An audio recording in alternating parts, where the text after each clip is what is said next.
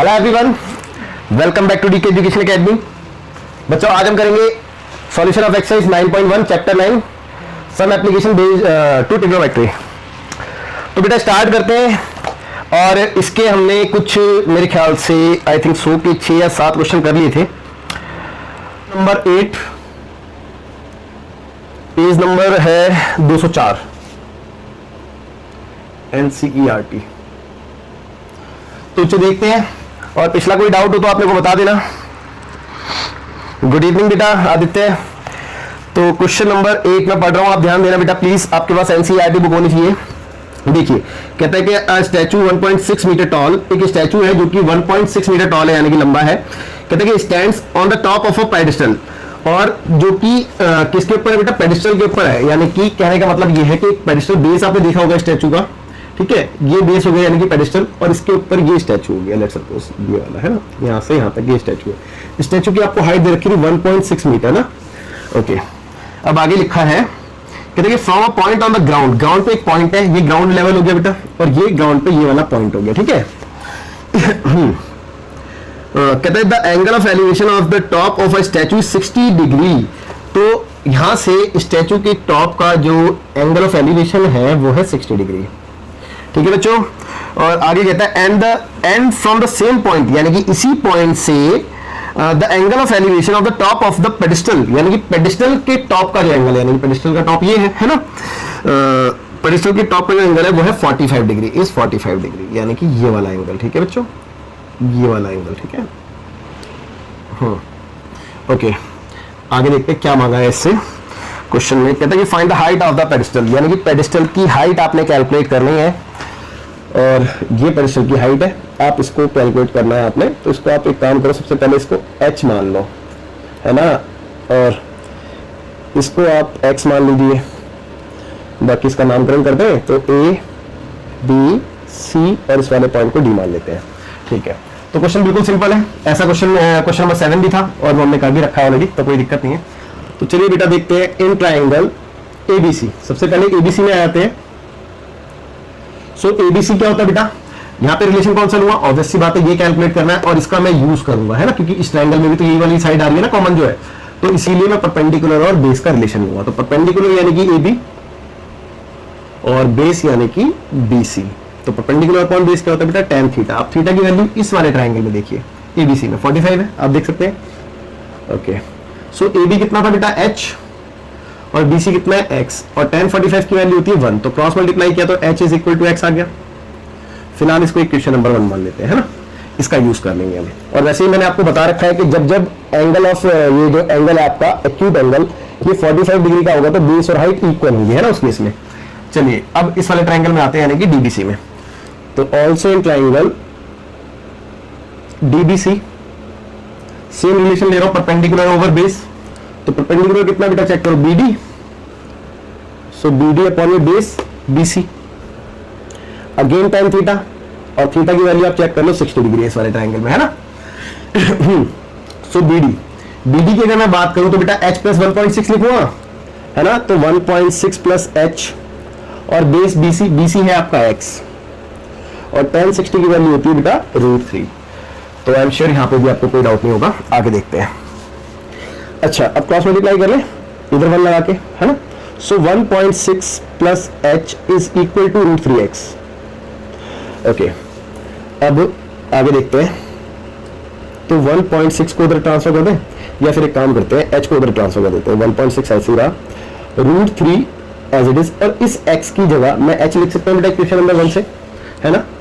तो मैंने H लिख दिया, और ये वाला H इधर में आया तो मैं माइनस का हो गया ये H, है ना। ओके, तो दिस इंप्लाइज दैट, यहाँ से देखो H कॉमन ले सकता हूँ मैं, तो H को मैंने जब कॉमन लिया तो अंदर √3 माइनस 1 बचेगा। सो √3 माइनस 1, और राइट हैंड साइड में 1.6। Okay, so H is equal to 1.6 upon √3 minus 1। अब जैसे कि मैंने आपको बताया था कि डिनोमिनेटर में रूट में वैल्यू नहीं छोड़ते तो रैशनलाइज कर देते हैं, तो √3 प्लस 1 से साइन बदल के इनटू डिवाइड करते हैं ना। आगे देखेंगे तो देखो 1.6 H is equal to 1.6 with in bracket √3 plus 1, और डिनोमिनेटर में आएगा देखो a minus B A plus B. Identity होती है a minus B A plus B, कौन सी? a square minus B square. तो a स्क्वायर करूंगा तो 3 आएगा, भी रूट हट जाएगा ना, माइनस बी स्क्वायर करूंगा तो 1 का स्क्वायर 1 ही होता है। So h is equal to 1.6 into में रूट 3 प्लस 1 अपॉन में 2, और 2 से इसको कैंसिल करो तो 0.8 आएगा, है ना।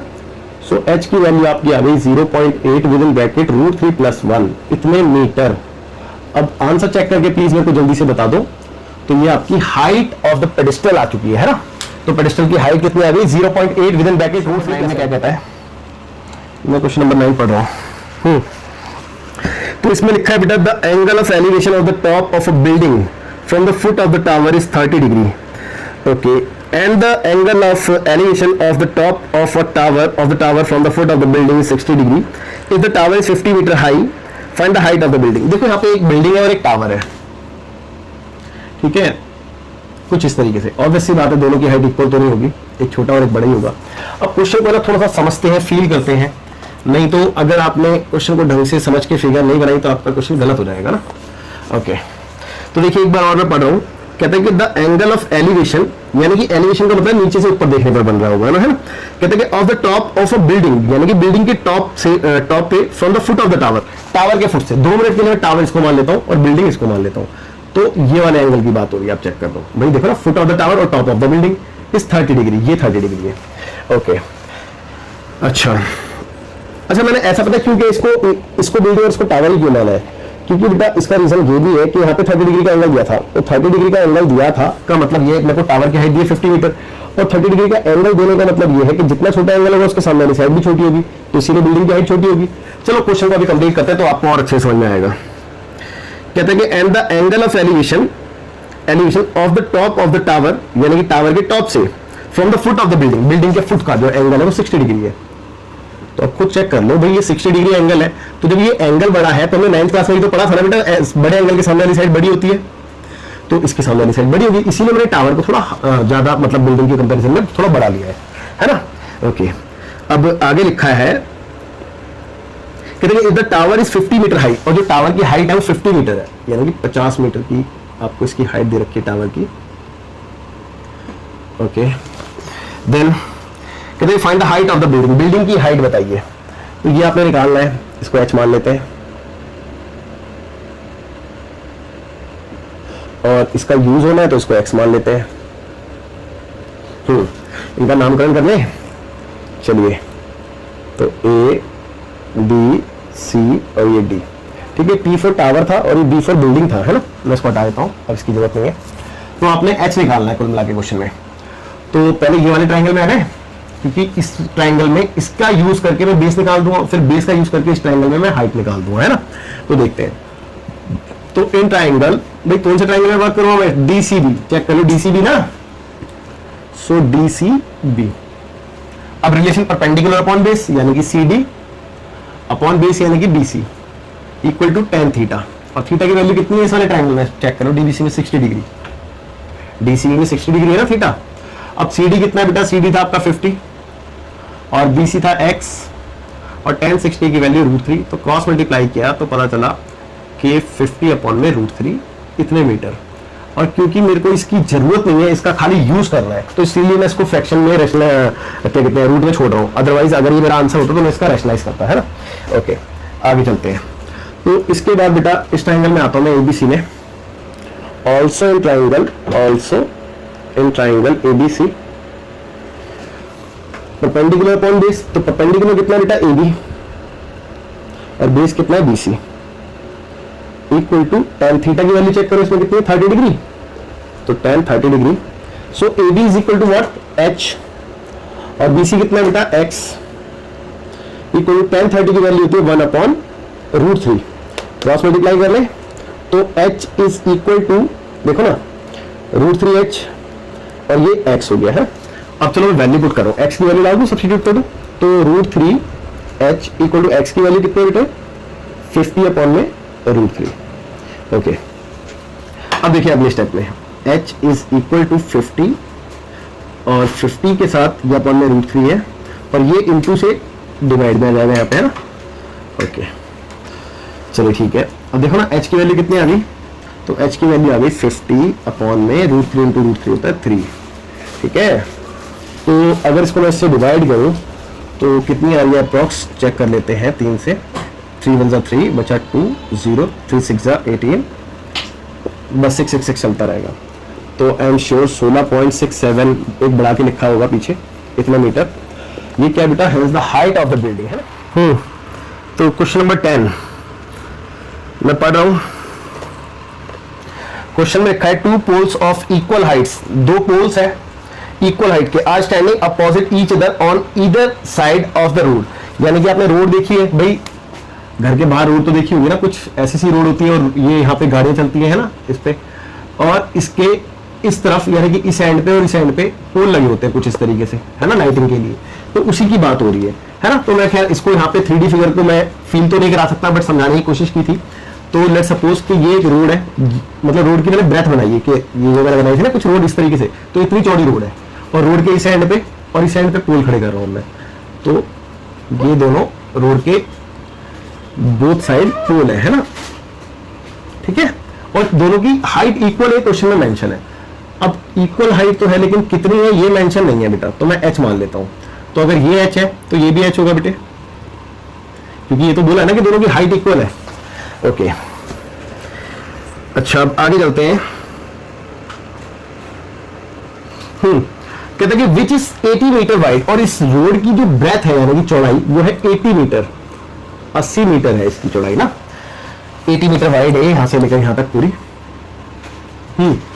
आगे which is 80 metre wide from a point between them on the road, यानी कि इन दोनों के बिटवीन देम रोड पे एक पॉइंट है, लेट्स सपोज ये वाला एक पॉइंट है, ठीक है, ये एक पॉइंट है ऑन द रोड। और इससे इसके आगे लिखा है, क्वेश्चन नंबर 10 है ना, हाँ, इसके आगे लिखा है, कहते हैं the angles of elevation of the top of the poles are 60 degree and 30 degree respectively. और इस पॉइंट से जो एंगल ऑफ एलिवेशन बन रहे हैं किसके बेटा, पोल्स के टॉप के, वो 60 और 30 बन रहे हैं। तो बेटा चलो एक ये बना दिया मैंने और एक ये वाला बना दिया, तो ये वाला 30 डिग्री का है ना और ये वाला 60 डिग्री का। ओके अच्छा, ये तो डाउट है ना कि सर ये 60 और ये 30 क्यों लिया है, बिकॉज ऑफ देखो ना ये जितना पास आता जाएगा ना पॉइंट पोल के, एंगल उतना बड़ा होता जाएगा। जैसे कि मैं यहाँ पे लेता तो ये एंगल और बढ़ जाता और खुल जाता है ना, और ब्रॉड हो जाता, ठीक है। अब ये वाला पॉइंट इसके पास है और ये वाला पॉइंट इस पोल से दूर है, तो ऑब्वियसली बात है ये 30 हो गया, 60 होगा, इस वजह से मैंने इसको 60 और 30 लिया था, ठीक है। अब आगे चलते हैं, कहते हैं find the height of the poles and the distance between the point from the poles, ठीक है। देखो आपने एक तो पोल की हाइट बतानी है यानी कि h निकालना है, और इस पॉइंट से इन पोल की डिस्टेंस भी बतानी है, यानी कुल मिला के अगर आप एक साइड को x मान लो और एक को y मान लो, तो आपने x और y भी बताने हैं, कहने का मतलब ये भी देखो ना, यहां से यहां तक का जो डिस्टेंस है पोल और बिटवीन पॉइंट वो x है, और इस पॉइंट और इस पोल का डिस्टेंस जो है वो y है। तो ये तीन चीजें आपने कैलकुलेट कर रही है और इसका नामकरण कर देते हैं, तो ये a b, इस पॉइंट को c d और ये e ले लेते हैं, ठीक है। आगे चलता हूं मैं, देखिए अब तो क्वेश्चन बिल्कुल सिंपल हो चुका है, कुछ भी नहीं है। तो इन ट्राइंगल एक एक करके 2 ट्राइंगल लेने पड़ेंगे, यानी कि एबीसी ले लेते हैं पहले, एबीसी। अब अगर मैं एबीसी की बात करूं तो परपेंडिकुलर और बेस का रिलेशन हुआ, तो परपेंडिकुलर यानी कि एबी और बेस यानी कि बीसी, और कितना होता है tan थीटा, और थीटा की वैल्यू यहाँ पे 60 डिग्री आप चेक कर सकते हैं। तो एबी कितना था h, बीसी कितना था x, और tan 60 होता है √3, तो क्रॉस मल्टीप्लाई किया तो h is equal to √3x, equation number 1 है ना। अब उस वाले ट्राइंगल में चलते हैं, ऑल्सो इन ट्राइंगल, क्या नाम है इसका, EDC है ना, EDC, EDC। तो परपेंडिकुलर अपॉन बेस, तो परपेंडिकुलर है इसका ED, तो अगर बेस है इसका CD equal to tan theta, theta की वैल्यू यहाँ पे 30 डिग्री चेक कर लो आप, है ना, इस वाले ट्राइंगल में देखो ना, tan थीटा, थीटा की वैल्यू 30 है, तो ED यानी कि h और CD यानी कि y, और tan 30 की वैल्यू 1/√3, क्रॉस मल्टीप्लाई, तो y is equal to h √3 ना, या फिर √3h, बात एक ही है। ओके अच्छा, एक बात हो यहाँ पे देखना, ये जो मैंने इन फिगर से कर रहा हूँ, फिगर में काम कर रहा हूँ, तो x + y = 180 कर रहा हूँ, 80 लिख सकता हूँ भाई। देखो ना, इस पूरे की आपको जो रोड है, रोड की ब्रेथ तो आपको 80 मीटर दी है ना, तो इन दोनों को प्लस करके 80 मीटर आ जाएगा ना। और यहां से अगर मैं y की वैल्यू कैलकुलेट करना चाहूं तो वो 80 माइनस x हो जाएगी, है ना, इतने मीटर। ओके, तो क्या मैं इस y की जगह ये सब्स्टिट्यूट कर सकता हूं यहां से वैल्यू, तो कहोगे जी बिल्कुल कर सकते हैं, तो चलो कर देते हैं फिर। तो y की जगह मैंने लिख दिया 80 minus x, equal to √3h, है ना। चलिए यहाँ तक तो ठीक है।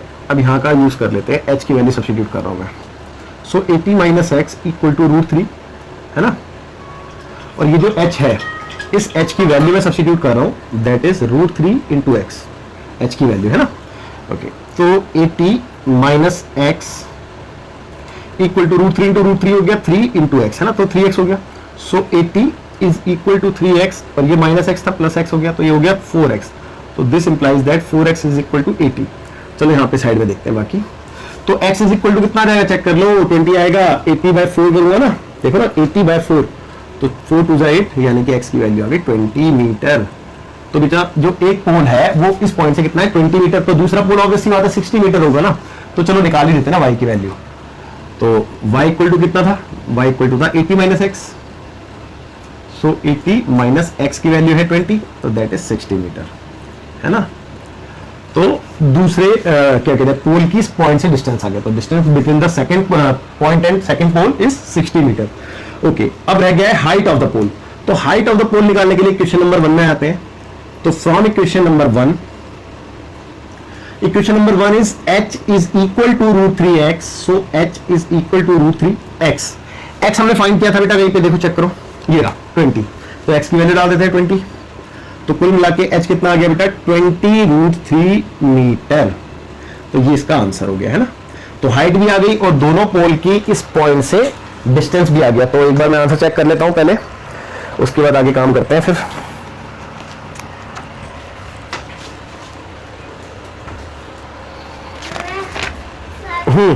तो इसका आंसर क्वेश्चन नंबर 10 है ना, क्वेश्चन नंबर 10 20 √3 मीटर, यानी कि एक आंसर ये है 20। और सेक्शन नंबर 11 और पेज नंबर सेम 204 ही है। ओके, तो थोड़ा सा बड़ा क्वेश्चन है, लेकिन पढ़ना पड़ेगा, कोई बात नहीं, बड़ा हो या छोटा हो। ठीक है, तो देखिए बेटा क्वेश्चन नंबर 11 में क्या लिखा है। तो कहता है कि a TV tower stands vertically on a bank of a canal. ठीक है, एक टीवी टावर है जो कि कहां पे स्टैंड है बेटा, वर्टिकली, यानी कि सीधा स्टैंड है bank of a canal. Canal यानी कि नहर, और बैंक यानी कि उसका किनारा। तो नहर के किनारे पे कुछ इस तरीके से ये स्टैंड है। मान लो कि ये कैनाल है, ठीक है, और इसके इस किनारे पे ये वर्टिकली क्या था बेटा, टावर था ना। टावर स्टैंड है। ओके, आगे कहता है कि from a point on the other bank, यानी कि जो दूसरा, एक तो इसका ये अगर ये कैनाल है, मान लो लेट्स से कि इसको ए बी मान लेते हैं। ठीक है, तो एक बैंक ये हो गया और एक बैंक ये हो गया। इस वाले बैंक पे ये टावर जो है स्टैंड हो रखा है, ठीक है ना। और कहता है आगे, कहता है from a point on the other bank, यानी कि एक जो पॉइंट है अदर बैंक पे, यानी कि पॉइंट ए, लेट्स से ए, तो इसके लिए बोल रहा है, कहता है कि directly opposite to the tower, कहते हैं the angle of elevation of the top of the tower is 60 degree, यानी कि इस पॉइंट से इस टावर की जो टॉप का एंगल ऑफ एलिवेशन बन रहा है, एंगल ऑफ एलिवेशन मतलब नीचे से ऊपर देखने पर, वो बन रहा है बेटा 60 डिग्री का। ठीक है, ओके, आगे बढ़ता हूं मैं, आगे देखना। कहते हैं from another point 20 metre away from this point, यानी कि एक और पॉइंट है जो इस पॉइंट से 20 मीटर अवे, यानी कि 20 मीटर की दूरी पर है। तो इस पॉइंट से 20 मीटर की दूरी पे एक और पॉइंट ले लेते हैं, लेट्स से ये वाला पॉइंट सी मान लेता हूं मैं, और ये डिस्टेंस आपको दी है 20 मीटर, है ना। सी पॉइंट है, इस पॉइंट के लिए बोल रहा है। आई रिपीट, कहता है कि from another point 20 metre away from this point on the line joining this point to the foot of the tower, the angle of elevation of the top of the tower is 30 degree. और इसके बाद जब हमने top of the tower यानी कि इसको देखा, तो इसका एंगल कितना पाया, 30 डिग्री का, है ना। ओके, अब आगे क्या लिखा है, कहते हैं कि सी फिगर 9.12। अरे यार, इसकी तो फिगर दी थी तो इतनी मेहनत क्यों करवा दी फिर, चलो कोई बात नहीं, फिगर इसकी गिवन है ऑलरेडी ना। तो कहते हैं कि find the height of the tower, tower की हाइट बतानी है कि ये चीज। और कहता है कि and the width of the canal, canal की विड्थ यानी कि कैनाल कितनी चौड़ी है, यानी कि ये वाली चीज। तो एक काम करते हैं, इसको x से रिप्रेजेंट कर देते हैं और फिलहाल इसको h से। तो इनका नामकरण कर लेते हैं ए। अच्छा, ए तो ये ले चुके हैं ना, तो कुछ और ले लेते हैं भाई, ए बी सी तो ले चुके हैं। या एक काम करते हैं ना, इन पॉइंट्स को तो मैंने तुम्हें समझाने के लिए बोला था, अब मैं लिख ही देता हूँ ना अपनी तरफ से। ये ए, ये बी, ये सी और ये डी, यानी कि जो कैनाल है वो बी सी है, कहने का मतलब ये, और जो टावर है वो ए बी है ना, लेट्स से। और इधर से अदर बैंक से 20 मीटर अवे जो पॉइंट है वो पॉइंट डी है ना। ओके, चलिए एक बार इस क्वेश्चन को दोबारा से थोड़ा समझ लेते हैं, क्वेश्चन में क्या लिखा था। देखो, कहता है कि कैनाल है एक, यानी कि नहर, भाई कुछ नहर है ना, ठीक है, ऐसी सी। अब नहर के दो किनारे होते हैं भाई, ऑब्वियस सी बात है, एक इस एंड पे होगा एक इस एंड पे होगा, तो एक किनारे पे एक टावर है ना, और दूसरे किनारे पे जो पॉइंट है उस पॉइंट से इस टावर के टॉप का जो एंगल है वो 60 डिग्री का, ये बोला गया था। और फिर बोला गया था कि इस पॉइंट से 20 मीटर दूर यानी कि इस तरफ होगा, पास ही तो इस तरफ होगा ना, 20 मीटर अवे बोला था, टूवर्ड्स नहीं बोला था। तो 20 मीटर दूरी पे एक पॉइंट और है, उस पॉइंट से इस टावर के टॉप का जो एंगल है वो 30 डिग्री है। तो आप टावर की हाइट बताइए और कैनाल कितनी चौड़ी है वो बताइए। तो ये क्वेश्चन था बेटा, कुल मिला के मैंने आपको एक बार और एक्सप्लेन कर दिया इस क्वेश्चन को। अब मैं इसको रफ करके आगे चलता हूं। अब तो ये बहुत ईजी हो गया। देखो ना, मैंने आपको ऐसे ही बताया है कि अगर आप क्वेश्चन को अंडरस्टैंड यानी कि पढ़ के समझ के फिगर ड्रॉ कर देते हो तो आपका 90% क्वेश्चन तो वैसे सॉल्व हो गया। अब तो क्वेश्चन कुछ बचा ही नहीं है। चलिए मार्कर चेंज करता हूं मैं एक बार, जरा इस वाले से लिखता हूं। तो पहले मैं इस वाले में आता हूं, एबीसी है, तो in triangle ABC same relation perpendicular upon base लूंगा, जाहिर सी बात है। So A B upon base B C equal to tan theta, और थीटा की वैल्यू 60 डिग्री। ए बी कितना है h, बी सी कितना है x, tan 60 √3। So cross multiply करके h is equal to √3x। ये इक्वेशन नंबर 1 हो गई। ओके चलिए ठीक है, इक्वेशन नंबर 1 तो निकाल दी। इक्वेशन नंबर 2 की बात करते हैं, यानी कि एबीडी ट्राइंगल ले लेते हैं। तो ऑल्सो इन ट्राइंगल ABD, ठीक है, ABD। तो परपेंडिकुलर अपॉन बेस, परपेंडिकुलर कितना है AB, और बेस कितना बेटा इसको चेक करो, BD है, तो बेस है BD equal to tan theta, और थीटा की वैल्यू इस वाले ट्राइंगल में 30 डिग्री चेक कर लो, है ना 30 डिग्री। ओके, तो AB कितना है बेटा H, और BD है x प्लस 20, चेक करो x प्लस 20। tan 30 की वैल्यू 1/√3। कहा था ट्रिग्नोमेट्री टेबल याद कर लो, बार बार बेटा इस चैप्टर में तो हर जगह आपसे ट्रिग्नोमेट्री टेबल पूछेंगे, तो याद होनी चाहिए। क्रॉस मल्टीप्लाई कर लें, तो चलो क्रॉस मल्टीप्लाई करते हैं। देखो ये हो गया h√3 और ये हो गया x प्लस 20। h की वैल्यू सब्स्टिट्यूट करने जा रहा हूं मैं यहां से, तो h की जगह आ गया √3x equal to x plus 20। अब देखो ना, ये काम करता हूं, इसी स्टेप में x को इधर ले आऊं तो x इधर आएगा, माइनस का हो जाएगा, तो माइनस एक्स इक्वल टू 20, है ना, इतना समझ में आता है। इन दोनों को इंटू करो तो √3 आएगा, मतलब √3 इंटू √3 3 आएगा ना, 3x, और माइनस का x इक्वल टू 20, तो ये दोनों को माइनस करके 2x इक्वल टू 20। तो x की वैल्यू आप चेक कर लो 10, तो x की वैल्यू 10 है, तो इसका मतलब ये जो कैनाल की ब्रेथ है वो कितनी है 10 मीटर। तो कैनाल कितनी चौड़ी है बेटा 10 मीटर चौड़ी है ना। ओके, तो hence the width of the canal is 10 metre. तो एक आंसर तो आ गया है। दूसरा निकालते हैं, हाइट ऑफ द टावर ना, तो इस x को अगर मैं इसमें पुट करता हूं तो मेरा दूसरा आंसर आएगा। तो फ्रॉम इक्वेशन नंबर 1, तो 1 है आपकी h is equal to √3x, तो h is equal to √3x की जगह x की वैल्यू 10, तो 10 √3 लिख दूं, इतने मीटर, है ना भाई। ये आपका आ गया हाइट ऑफ द टावर, और दोनों आपके आंसर आ चुके हैं। बस आपने जैसे कि मैंने बता रखा है कि अपने आंसर को हमेशा लैंग्वेज में छोड़े। तो hence the width of the canal be 10 metre and the height of the tower be 10 √3 metre. Okay, तो यहां तक आपका हुआ कंप्लीट। अब आगे की बात करते हैं। तो आगे मैं पहले देख लेता हूं कि कितने क्वेश्चन बचे हुए हैं, तो उसके अकॉर्डिंग ही मैं कराऊंगा। तो 11 हो गए, यानी कि 1 2 3 4 5 क्वेश्चन बचे हैं, और 1 2 3 अभी हम ले। तो क्वेश्चन नंबर 12 और करेंगे हम। देखिए, तो क्वेश्चन नंबर 12 कहते हैं कि from the top of a 7 metre high building, यानी कि 7 मीटर हाई बिल्डिंग के टॉप से, तो ये लो 7 मीटर की बिल्डिंग बना दी, इसके टॉप से बात हो रही है यहां से, है ना। ओके, अब इसके टॉप से बात हो रही है, तो आगे की बात करते हैं। From the top of a 7 metre high building the angle of elevation of the top of a cable tower. देखो कहता है कि द एंगल ऑफ एलिवेशन, यहां से जो एंगल बन रहा है वो एलिवेशन बन रहा है, यानी कि और ऊपर बन रहा है ना, इसके भी ऊपर बन रहा है। अब इसके ऊपर बन रहा है, तो आगे बोला क्या था बेटा, कहता है the angle of elevation of the top of the cable tower is 60 degree, यानी कि केबल टावर के टॉप का एंगल बन रहा है। तो केबल टावर और बड़ा है, ये है, ये वाला एंगल 60 डिग्री बन रहा है बेटा। बात समझ में आ गई होगी आपको, आई एम श्योर, है ना, क्योंकि बेटा ये angle of elevation, angle of depression, इनसे बहुत सारी चीजें क्लियर होती है, जैसे कि इस क्वेश्चन में आपने नोटिस भी किया होगा। ओके, तो 60 degree and the angle of depression of its foot is 45 degree, और एक एंगल इसके डिप्रेशन पे बन रहा है, यानी कि इसके फुट पे बन रहा है, वो बन रहा है 45 का, यानी कि ये वाला। भाई ऑब्वियसली बात है, यही तो बनेगा ना। ओके, अब आगे लिखा है, कहता है कि determine the height of the tower, तो टावर की हाइट बताइए। इतना इजी क्वेश्चन है यार।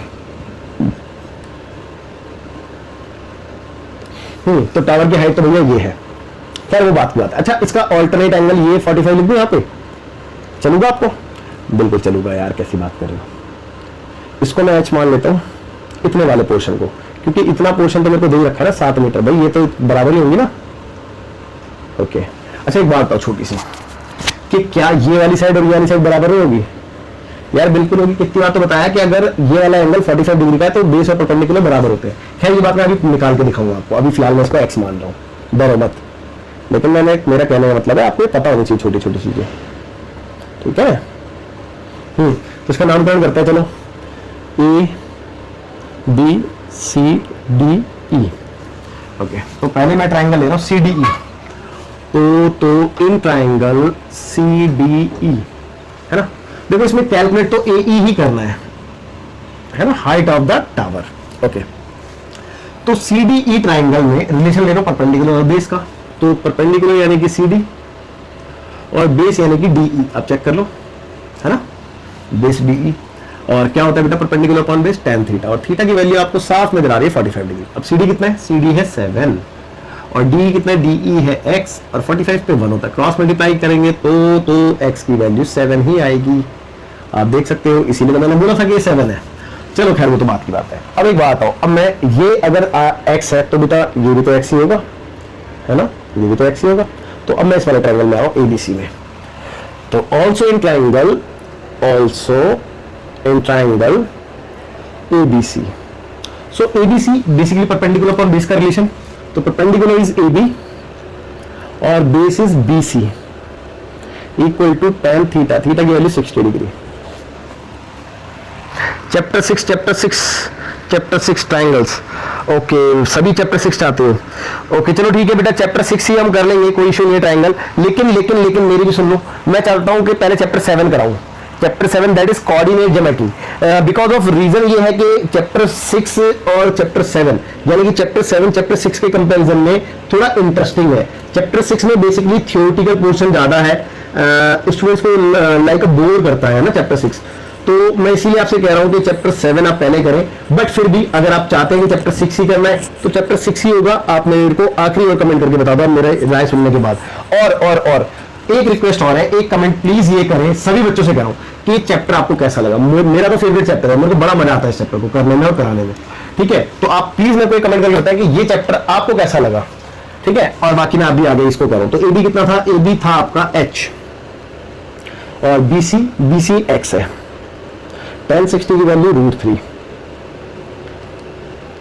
ओके, अब क्रॉस मल्टीप्लाई किया तो H is equal to √3x, है ना। तो एक काम करें, x की वैल्यू सब्स्टिट्यूट कर दें, तो H is equal to √3 into x की वैल्यू 7, तो 7 √3 लिख दूं इसको डायरेक्टली।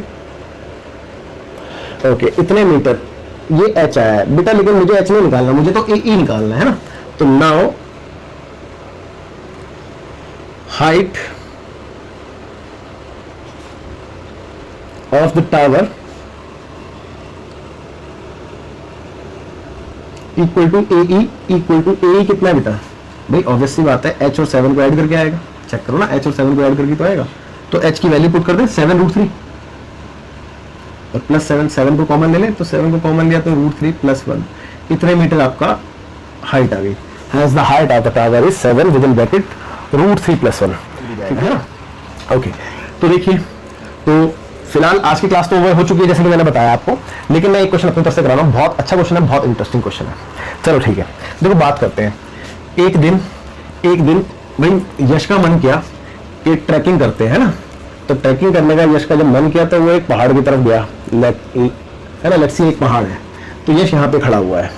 तो यश ने जब इसके टॉप को देखा, है ना, तो यश ने देखा कि भैया ये जो एंगल बनेगा ना यहाँ से, ये 45 डिग्री का बनेगा, ठीक है। यश ने क्या देखा बेटा कि जो एंगल बन रहा है ये 45 डिग्री का बन रहा है। बहुत अच्छा क्वेश्चन है, बहुत अच्छा, मजा आएगा आपको, आप ध्यान से सुने, ठीक है। 45 डिग्री का बन रहा है।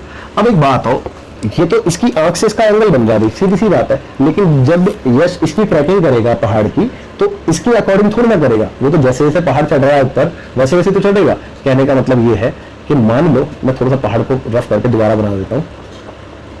मान लो कि आपका पहाड़ कुछ इस तरीके से है, ऐसे है, तो यश तो इसकी पहाड़ के ऊपर चलेगा ना ऊपर के, तो वाली बात है। तो बेटा जब यश ने यहाँ पे टॉप पे देखा था तो ये वाला एंगल भले ही कितने डिग्री का था, 45 डिग्री का था, लेकिन अब यश ने सोचा कि नहीं यार मैं इस पर ट्रैकिंग तो करूंगा ही करूंगा, तो यश ने इस पर चढ़ना शुरू कर दिया। ठीक है, यश और त्रियांश दोनों ने इस पर चढ़ना शुरू कर दिया। अब यहां से लेकर के यहां तक जब ये दोनों पहुंचे तो लगभग मान के चलो कि 1 किलोमीटर का डिस्टेंस इन्होंने ट्रेवल कर लिया था यहां से यहां तक में, और 1 किलोमीटर मतलब 1000 मीटर भी हो सकता है ना, 1 किलोमीटर बराबर 1000 मीटर भी कहते हैं ना उसको, तो 1000 मीटर। लेकिन ये जो ट्रैकिंग हुई थी ये कितने इंक्लिनेशन पे हुई थी बेटा, ये थी 30 डिग्री के इंक्लिनेशन पे। ठीक है बच्चों, ये ट्रैकिंग थी ये 30 डिग्री के इंक्लिनेशन पे थी। तो यहाँ पे जब इन्होंने ट्रैक किया था तो 30 डिग्री का एंगल बन रहा था बेस के साथ, यानी कि ये वाला एंगल। ओके, अब जब इन्होंने 1 किलोमीटर ट्रैकिंग कर ली, जब यहाँ पे इस पॉइंट पे पहुंचते हैं तो फिर ये ना इसके टॉप को दोबारा देखते हैं यहाँ से खड़े होके। भाई जब ये इस पॉइंट पे, मैं इसको थोड़ा सा रफ करके दोबारा बनाता हूँ, थोड़ा होश पोश हो गया था क्योंकि ये तो जब यहाँ पे पहुंचे तो इन्होंने फिर से देखा इसके टॉप को। तो जब इन्होंने इसके टॉप को देखा तो इनको क्या मिला कि यहाँ से यहाँ तक का जो एलिवेशन बन रहा था वो था 60 डिग्री का। कितने डिग्री का एलिवेशन था, 60 डिग्री का इनकी आंख से, यानी कि ये वाला एलिवेशन ये 60 डिग्री का था। ठीक है, ओके, अब ये यहाँ पे, ठीक है, यहाँ से इन्होंने जब देखा तो इन्होंने देखा कि 60 डिग्री का एलिवेशन है। ओके, अच्छा, तो अब इनको इनका क्वेश्चन ये है कि यार एक बात बताओ, अगर मैं इस क्या कहते हैं पहाड़ की हाइट निकालना चाहूँ, तो height of the mountain calculate करना चाहूँ तो कैसे कर सकता हूँ। तो फिर भैया ये क्वेश्चन की प्रॉब्लम मेरे पास लेके आया, तो मैंने बताया कि चलो ठीक है भाई, क्यों परेशान हो रहे हो, मैं करके दिखाता हूँ आपको। अब एक बात हो, क्वेश्चन आपको समझ में आ गया। भाई यश और प्रियांश जो है एक पहाड़ की ट्रैकिंग करने जाते हैं, तो पहाड़ के नीचे बीच पे खड़े होकर देखते हैं उसकी चोटी को, तो देखते हैं कि 45 डिग्री का इंक्लिनेशन बन रहा था, यानी कि ये वाला। अब इन्होंने ट्रैकिंग स्टार्ट की, 1 किलोमीटर चढ़े, फिर उन्होंने टॉप को दोबारा देखा तो 60 डिग्री देखा। लेकिन जब ये चढ़ रहे थे तो जो चढ़ते हुए एंगल बन रहा था, क्योंकि जो झुकाव था पहाड़ का, ट्रैकिंग थी 30 डिग्री की ट्रैकिंग थी, 30 डिग्री के उस पर, तो जो जब ये चढ़ रहे थे तो 30 डिग्री पे चढ़े। ठीक है, अच्छा, अब इन्होंने दोबारा देखा तो 60 डिग्री का एलिवेशन नजर आया। अब इनको ये जानना है कि इस माउंटेन की हाइट कितनी है। तो वैसे मैं तो आपको डायरेक्टली बता सकता हूं कि इस माउंटेन की height I think so 1366 metre आने वाली है, बट वो कैलकुलेट करते हैं तब देखेंगे।